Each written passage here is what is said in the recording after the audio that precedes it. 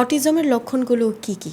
Autism আমরা যদি বলি এটি স্নায়বিক একটা প্রবলেম, তো সেই ক্ষেত্রে আসলে এটার লক্ষণগুলো হচ্ছে বাচ্চা 2 বছরের পরে 2 বছরের মধ্যেই কিন্তু বাচ্চাকে নাম ধরে ডাকলে সে কাছে আসে বা সে দূর থেকে জবাব দেয়। কথা বলতে না পারলেও সে হু বলে বা হ্যাঁ বলে বা হচ্ছে তাকে তাকাবে। কিন্তু দেখা যাচ্ছে যে এই বাচ্চাগুলো 2 বছরের পরে যেও তারা এটা তাকাচ্ছে না।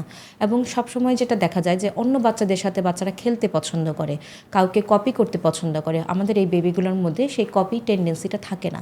এবং অন্য বাচ্চাদের সাথে খেলতে গেলে তখন তারা খেলনা দিয়ে খেলবে, কিন্তু তাদের সাথে সংযোগ তৈরি করতে পারে না। এবং আরেকটা জিনিস সবচেয়ে মজার বিষয় যেটা হচ্ছে যে এই বাচ্চাগুলো একা থাকতে পছন্দ করে।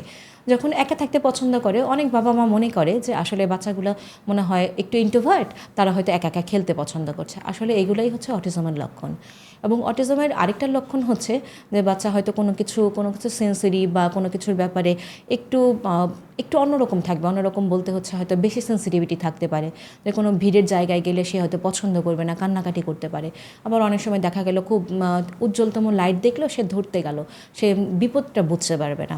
তো 2 থেকে 3 বছরের মধ্যে কোনো বেবি যদি বিপদ সংকেত বুঝতে না পারে, ফেশিয়াল এক্সপ্রেশন বুঝতে না পারে, নাম ধরে ডাকলে না রেসপন্স করে, অন্য বাচ্চাদের সাথে মিলেমিশে না খেলে এবং তার সামাজিক এবং মানসিক যে দক্ষতা বৃদ্ধি তৈরি হওয়ার কথা ছিল 2 থেকে 3 বছরের মধ্যে, সেইগুলো যদি আমরা দেখতে না পাই, তাহলেই আমাদের মনে হবে যে হয়তোবা তার মধ্যে অটিজম থাকতে পারে।